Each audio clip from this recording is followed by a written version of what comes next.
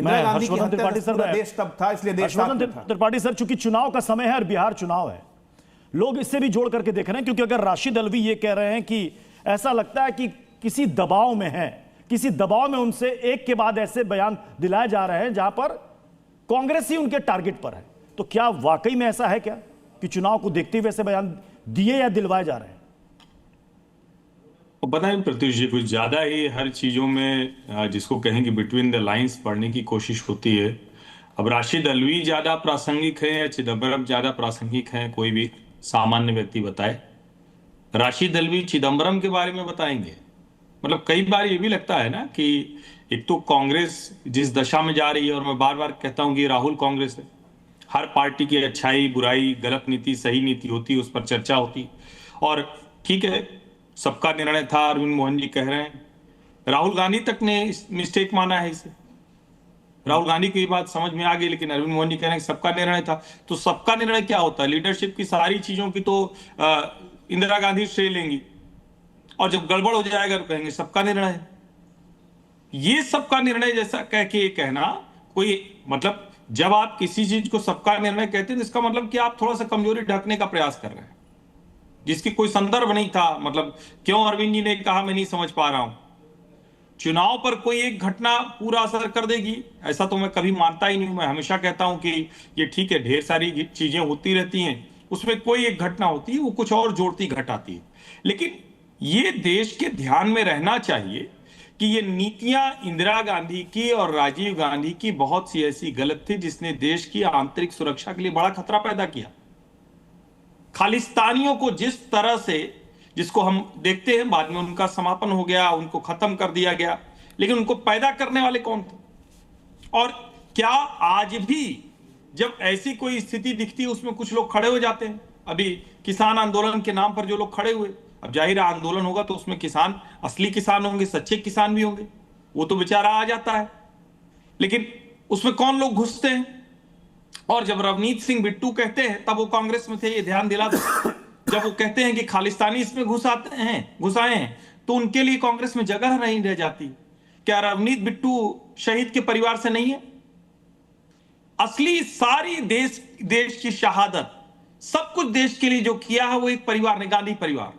और मैं तो समझ नहीं पा रहा हूं कि इस देश में कैसे बौद्धिक, कैसे मतलब एक वर्ग पैदा हो गया, सब गांधी परिवार के चरणों में नतमस्तक है।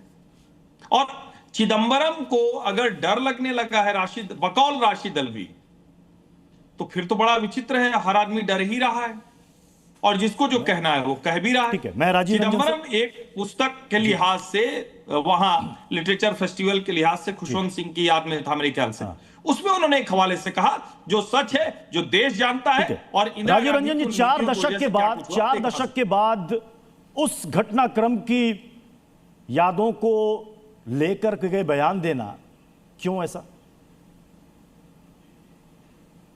देखिए, राजनेता कई बार राष्ट्रहित में दलीय सीमाओं के बाहर आकर के भी बातें करते हैं।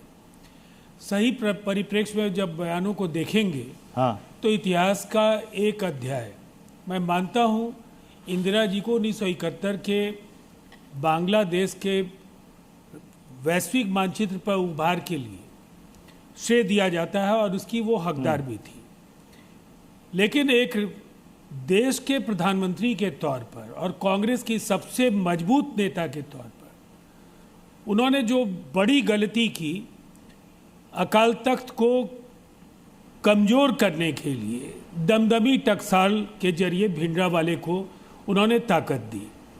चाहे खालिस्तानी समर्थकों की शक्ति में इजाफा होने का सवाल हो, या उस समय गुरचरण सिंह टोड़ा, हरचरण सिंह लोंगोवाल और प्रकाश सिंह बादल, ये 3 बेहद लोकप्रिय राजनेता थे, और इनकी तिकड़ी को ध्वस्त करने के लिए, चूंकि वो कांग्रेस के नीतियों के साथ नहीं थे, भिंडरावाले को उभारा गया, और अंततः वो राष्ट्रीय संप्रभुता के लिए खतरा बना।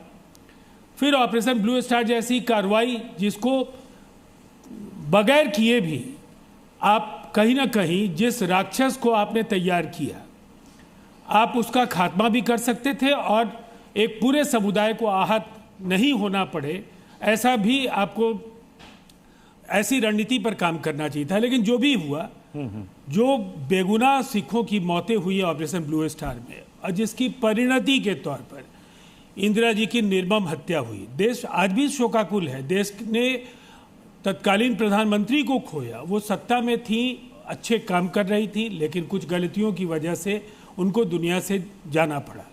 लेकिन उसके बाद जो कुछ हुआ वो कभी भी मिट नहीं पाएगा। वो एक बदनुमा दाग है जो सांप्रदायिक सद्भावना की परंपरा है। दिल्ली के सिख दंगे निसंदेह एक दुर्भाग्यपूर्ण उस दौर की तस्दीक करते हैं जिसमें सत्ता पोषित गुंडे सिखों की हत्या कर रहे थे, उन्हें उनके घरों में आगजनी कर रहे थे। एक बड़ा नरसंहार हुआ। देश के अन्य प्रांतों में भी ये उनको विस्थापन का शिकार होना पड़ा, सिखों को, उनकी मौतें हुई। तो मैं मानता हूं कि ये प्रासंगिक है।